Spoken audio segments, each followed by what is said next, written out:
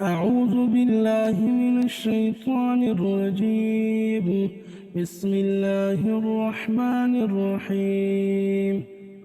سبح اسم ربك الأعلى الذي خلق فسوى والذي قدر فهدى والذي أخرج المرعى فجعله غثاء أحوى سنقرئك فلا تنسى إلا ما شاء الله إنه يعلم الجهر وما يخفى ونيسرك لليسرى فذكر إن نفعت الذكرى سيذكر من يخشى ويتجنبها الأشقى الذي يصلى النار الكبرى ثم لا يموت فيها ولا يحيا قد أفلح من تزكى وذكر اسم ربه فصلى بل تؤثرون الحياة الدنيا والآخرة خير